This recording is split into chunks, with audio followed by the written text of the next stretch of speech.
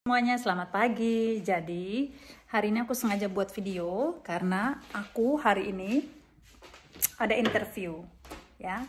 Jadi sebenarnya aku interview ini untuk apa namanya, aku ada planning untuk pindah dari kerjaan aku sekarang. Sebenarnya sih sayang sih karena kan kantor aku udah baik, udah promosiin aku gitu loh. Cuman kayaknya aku pingin coba gitu loh ke kantor lain yang mungkin lebih better prospers dan something like that ya. Jadi aku sengaja rekam interview aku. Semoga interview aku ini bisa berguna buat kalian kalau kalian mau interview ya. Oke. Untuk posisinya adalah posisi untuk senior material planner, seperti kalau di Indonesia itu jatuhnya jadi kayak manager gitu ya.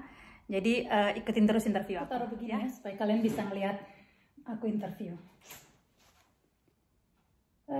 Tinggal 5 menit lagi, jadi sebaiknya memang bagus kalau kita itu harus on time 5 menit sebelumnya gitu.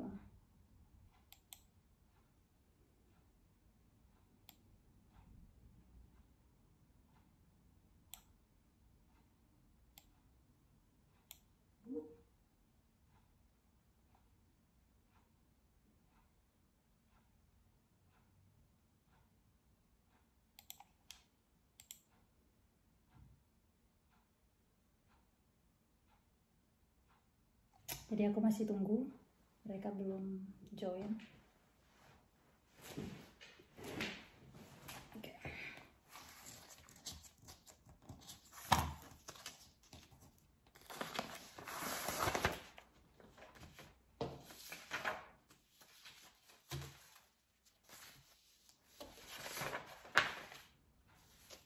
Jadi sini aku ada beberapa preparation, ada beberapa yang aku prepare. Kalau nanti mereka tanya aku bisa jawab gitu. Dan juga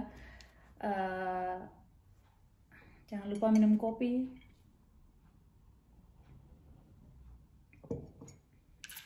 Intinya nggak boleh nervous, relax.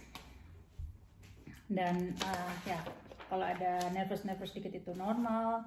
Siapkan catatan kamu, apa-apa aja yang perlu kamu iniin, apa namanya, prepare 3 menit lagi. Bismillah ya, bismillah. Oke.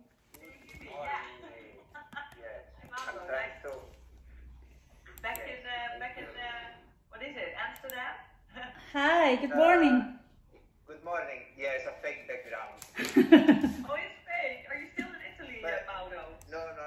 I'm in Amsterdam. But Yeah, I'm actually riding. Yeah, it's true. Like Yeah. what Mauro said. It Yeah. seems, you're not interested or anything, but Yeah, but I totally understand because I also working with a different screen. So sometimes I have to see because the source that I want to read it or something is in their different screen. So yeah, but so I totally understand when you say that you don't really see that. Yeah, don't worry. Yeah. Well, perfect. We're on the same page then. Oh, that's better. then short and I hope a complete introduction of, let's say, not complete about myself, but about the team and the structure of our team in the company.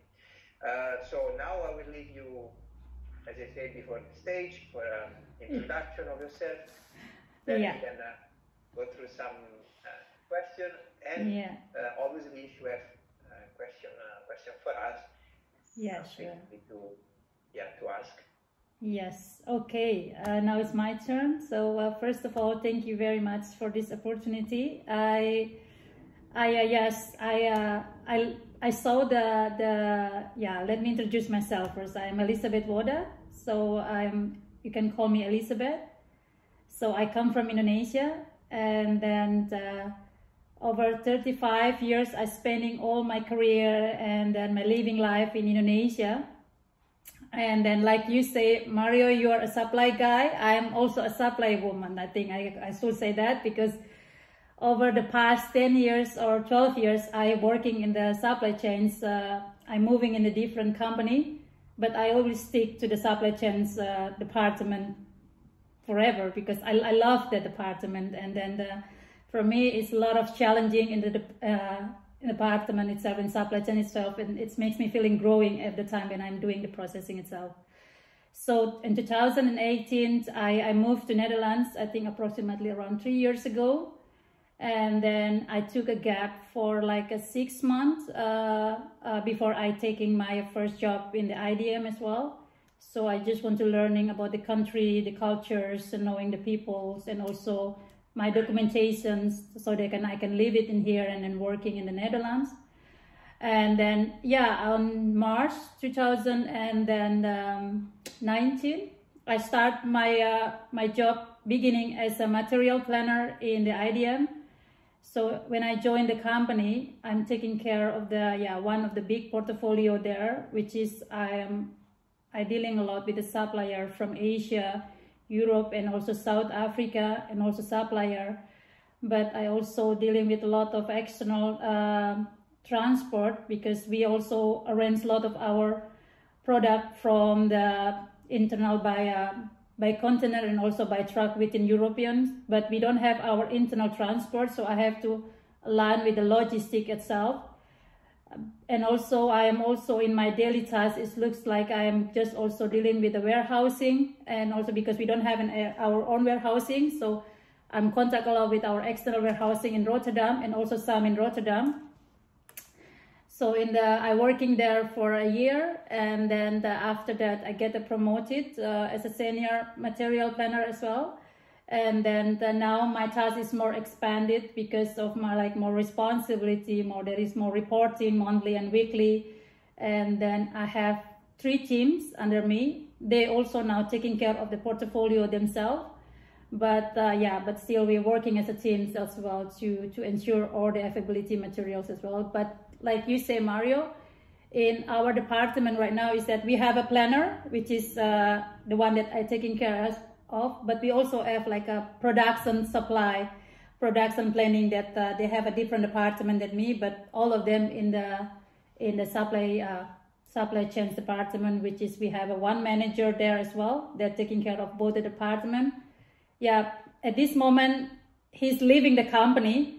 So now it's so now me and then another senior or production planner is need to step up the game to support the team at this moment until we got a new manager for supply chains at this moment. So we've been doing this situation, but I think everything is fine. I mean, I have a great teams, and then I believe that if everything's going, we work together, and then still be not a big problems for us. So yeah, now here I am.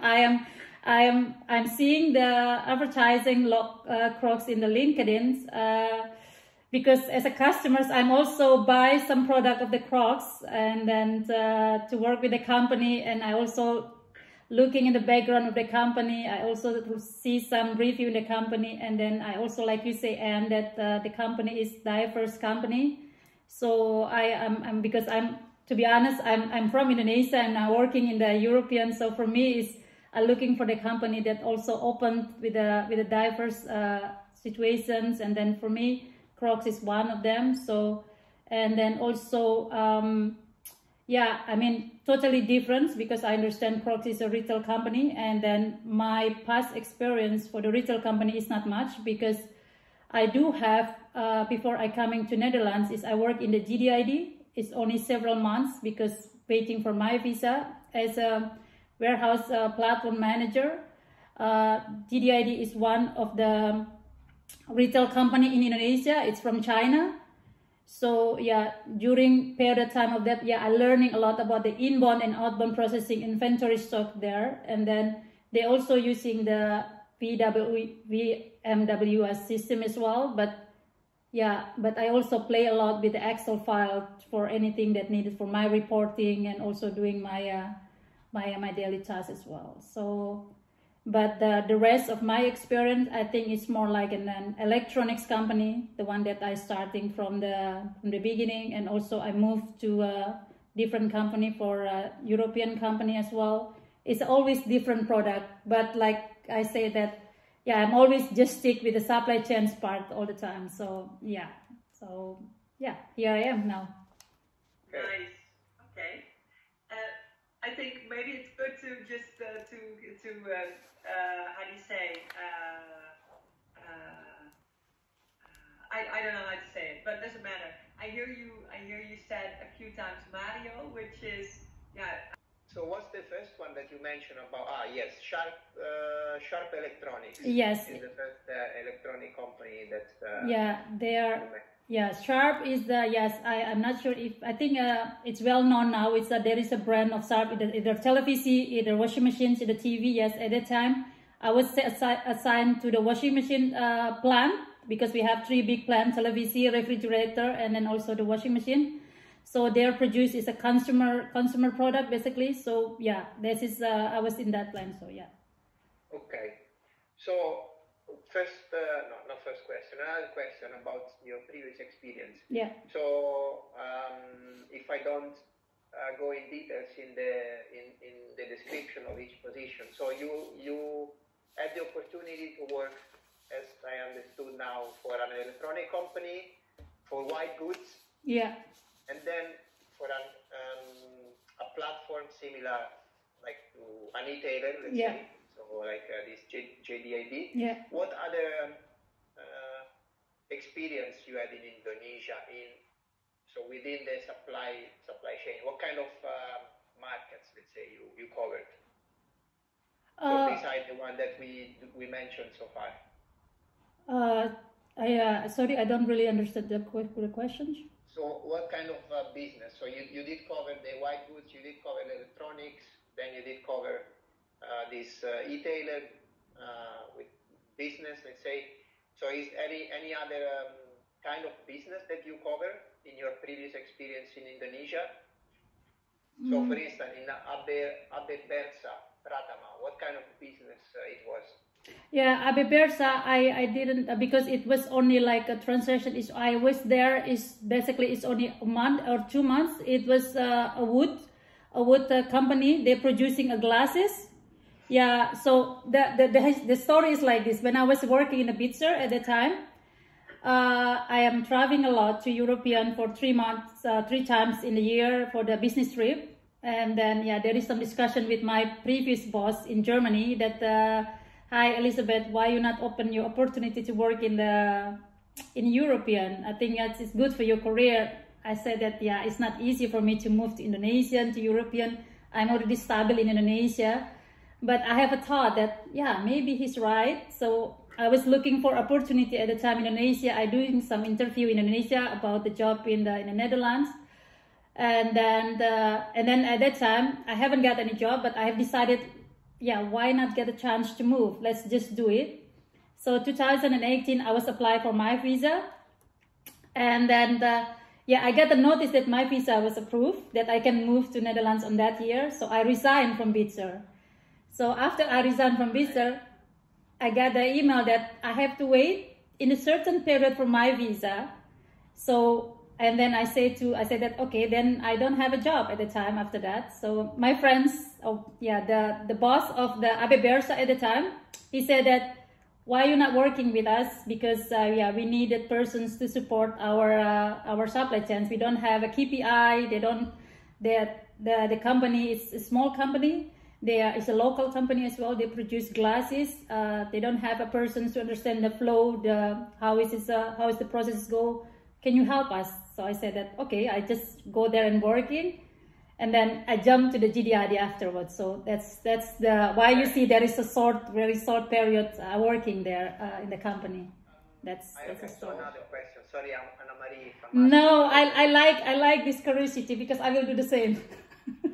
But my question for you, when you described before, this is an uncomfortable question.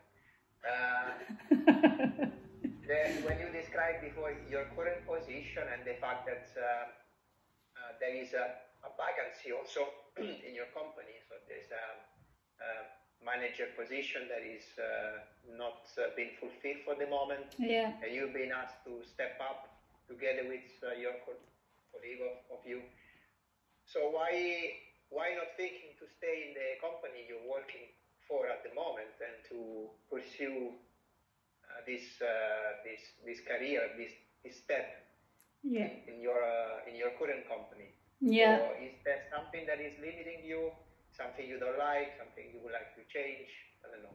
Yeah, this is a good question. I do like this question, to be honest. This is a tough one No, this is I do love my team, to be honest. If I have to leave, they always will be my first concerns, to make sure that when I'm leaving, everything have to be settled. They have to make sure that, because for them I think it's enough losing my manager, and then also now if I have to leave, of course I have concern a lot.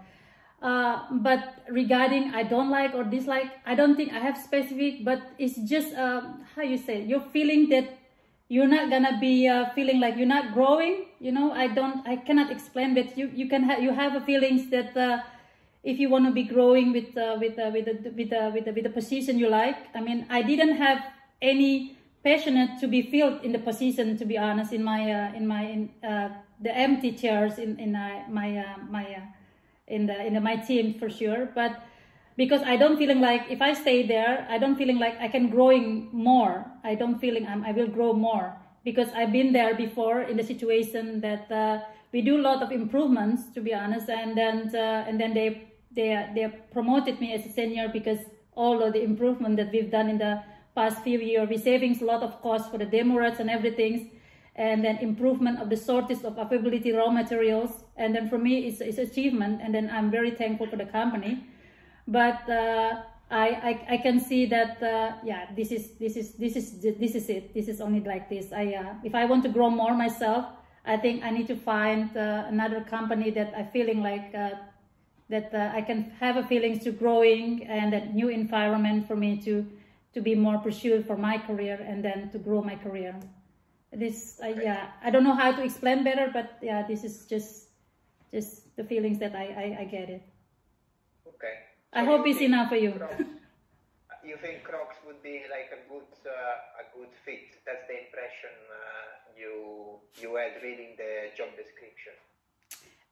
It's not about the job descriptions I read. I also, yeah, I'm do some investigation in the Glassdoor as well, the review that I get it. And then not only that, I understood correctly that the process will be significant difference, the one that I'm doing right now, because the raw material also totally different. Tell me about the process. So tell me about how does it work for you today. I wouldn't ask the daily task, but if you have a cycle, like a monthly cycle that you repeat every month in terms of to align supply and demand. So tell me more about this part. Yeah, you mean my current situation right now? Yes, exactly. Yeah, okay. So operation in your role. So what you do in weekly or monthly level. Yeah, okay. I would just. So my daily task looks like activity in the office is that I'm handling 1,000 raw materials that we have in the at this moment. It's a different kind of materials, different suppliers. So in daily basis, we're taking the forecasting, because we have a system that's supporting to check the when it's needed, and then we're creating the PO, the purchase order to the suppliers based on the lead time that align with the system as well. But not only that, we also need to follow up suppliers and also runs the logistic part until it's in the warehouse. But once in the warehouse, because each of materials at this moment have a shelf-life itself, so we have to align with the quality for the specific of the product itself. And then, I do have a daily meeting around 10 o'clock and also in the afternoon with the production planning, just to double check the availability when they needed to start the production, if we have enough stock or not. And then I do have like a weekly meeting also with the warehousing, because as a planner, when we arrange all the transport or all raw materials, we have to be sure about the capacity of the warehouse, because we have very clear decide which material that we have to put on the safety stock, or which material that we don't put on the safety stock level or something, etc. And then in daily basis, I also busy to discuss anything request from the sales teams, because in our company right now, if there is a contract from the customers, they have to come to me first to check whether we have enough stock or not to start the productions. And after that, they will go to production planning to start the production. So I have to check all their requirements with the sales team. But if I see that, okay, this material need to have a long of lead time, then I have to come back to them. We cannot persist this. This is the lead time that we receive from the from the suppliers. and then checking with them how is critical with the customers itself, because it's also important. You don't want to lose the order for sure. I mean, in the end, you want to be doing benefit for the company. So I have to be sure that how critical they needed this order. If they really need it, then it will come back to the planner to push more the delivery in order to support the sales part as well. And then my daily activity more like a lot of meetings with the internal and external parties about the daily life. So that is hopefully it's clear as well for you. So reading also your CV, it's clear to me you cover all the part that's concern the supply, and you said before explaining your weekly activities. You review like the needs that you have according to a forecast that has been input in a system. In the system, material requirement planning system, right? MRP. So how does it work with this forecast? Who's the person, if it's a person or a team that inputs this forecast in the system? Is it your forecast? Comes from another department? How does it work? So in the current now, the forecast is input by our sales order management team. They're the one who putting the forecast there in the systems. However, the forecast in the systems for us, yes, of course, we're trying to trust accuracy the forecast. But for me, like because in my team, I like to say to them, let's planning a short term and a long term period for the availability, because our raw material is not an easy, like we can get it for the next door, then they always have it, because we have a lead time. So it's important for us to prevent the short and the long terms. And it's proven a lot when we have a corona. To be honest, our company, it's a lot of profit, because we don't have a shortage of materials, because when the corona coming, at least we already cover for 6 months. And then so in the corona time, we cover for the next year, which is this year now. So like you say, even though we have in the system that fill in the forecast by the sales order management, but in the daily basis, in the weekly, we always checking the accuracy for the forecast, not to make sure that the forecast is accurate, just to be sure, because sometimes customers also have, flexibility, and then changing also their planning. So it's important for me to make sure that production planning is not running, the product is not something that's not needed for the customers. So I have to be sure, okay, which one is the one that the customers is prioritized. This is the one that we are going to put it in the production. We're not gonna running something that customer doesn't need it. So just something like that. So that's the meeting. So that's because you mentioned it. So there is a part of the production plan which is driven by orders that you receive, and this is the part that is covered by the sales order management department. So obviously you receive an order from multiple orders from your customer, it's entered into the system, and the system is telling you what to purchase. Purchase. Okay. Yeah. How do you cover the part that belongs to this change of plan or change of idea from your customer? It might be that your customer suddenly, one of your customers, more of them, suddenly means more or less. So how do you cover this part? Is there a forecast review that happens every month? So I do understand that there is a reaction on the supply side driven by the order that you receive from your customer. What about the demand side? Yeah, I think what you mean is that if suddenly the production is changing, or maybe let's say the customer is cancel their order for something like that. What you mean? Or ordering more also. Yeah, ordering more. So it means out of the forecasting. Yeah, that's happened. That's happened. I cannot lie. That's happened in all the company that I work for. That's happened. So the customers. When it happened, okay, you have a forecast. This happened. You see that okay. This month we receive more orders, and then the month after it happens the same, and then the month after it happens the same. So is there someone which is reviewing this forecast on a long term, checking, okay, why it's happening every month? Is our forecast wrong? Is it right, but the driver, the effect is due to something else? Yeah. So how does it work? So does this kind of process happen in your day-to-day or in a weekly base or a monthly base in your company? So who's driving this conversation? Yeah, so this is happened in my current company. So so what happened is that we have a customers. So that I just making a clear example for we have an order from the Starbucks. We have a different specific production line, what we call a food service, which is we supply from Starbucks and also IKEA. But and then before the corona, we supply a lot of raw materials there. And then what happened is everything is dropped. And then of course when one production line is dropped, another production is increased. Yeah. So in that part, the planner part, that which is it's me and the teams. Yes, like you say, we are the one who review the things that happening. And then what we say, because we have a system that checking for the consumptions. And then for certain things, the materials that have an increase, what we do is that we're putting in safety stock, certain safety stock, in order to cover, because we can see repeatedly that, okay, this is always changing, and then we can always increase the safety stock level of that amount. But this kind of conversation, I have to align with the sellers as well, because they're the one who receiving the order from the customers.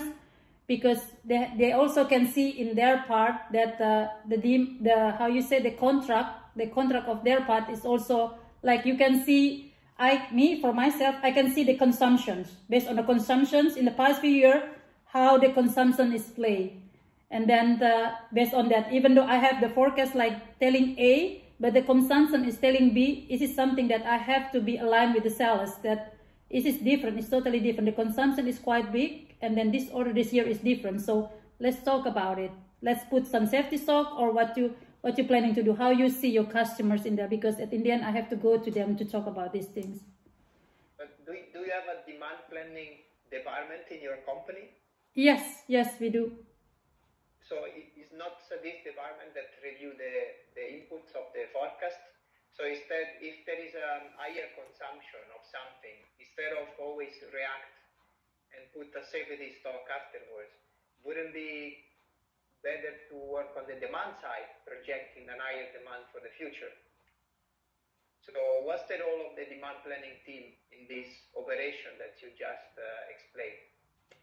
No, in this case, like I try to understand what you say, but I mean that when we have a forecast, right, and then you say that when we have an increasement for the forecast suddenly and repeatedly again, because in the end, as a planner, as a demand planning, they cannot just buy the things without align with the seller size as well. So this demand planning, before they're doing any actions, they have to go back to the sellers and then discussing whether we have to put some safety stock on this material or not. Because in the end, we don't want to buy something that just put in the warehouse.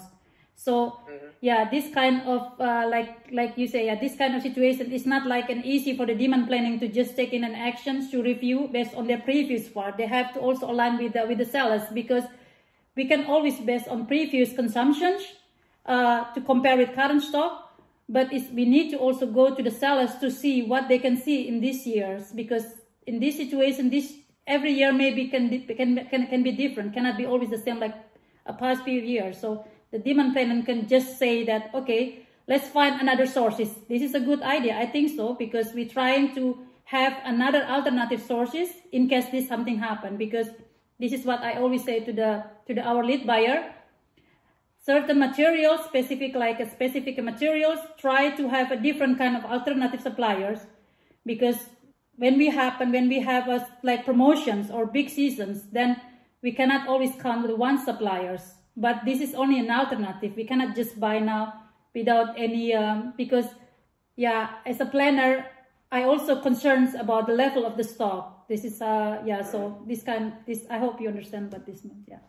Yes, also you have, how do you say, expiring date? Yes, expiring raw material, yeah. Yeah.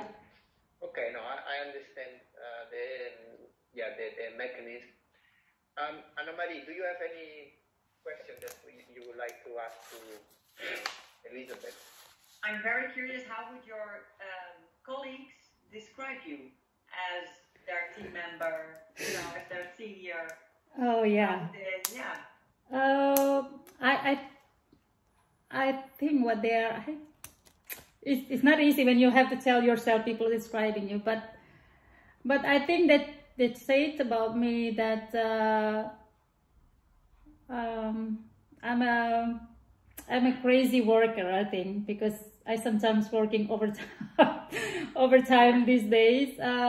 It's not because yeah, I think I'm more like trying to make sure that they know that I'm there for them to help. I don't want to be like, it's not about I'm not trusting them to do, but yeah, I mean, as a senior, you want your team feeling comfortable that they got the support, the lack of their part, you can feel it, something like that. And then we always working as a team. So I think so. But I can give you a number that you can call just to be sure that whether the reactions or my previous boss, I can give the number for you if you need it, just to check how I just to get a review from them about me. So this is also fine for me. So what are you hoping for to find in your new team? If you would join Crocs, what do you, and of course also from your manager, what do you expect? What do you hope? Yeah, because what I'm expecting, because I'm an open person. So I mean, I'm open, communicate with everything, and also I'm expecting the same thing. I also want to have like a trust relationship with my boss and also my teams. It's also important for me to growing, and also for my team as well to trust in me, to give me a time, of course, and then also the integrity and professional. This is the things that I. Jadi hari ini aku masak ikan tongkol sama sayur buat bekal aku besok di kantor. Jadi ya seperti itu kegiatan aku habis kantor.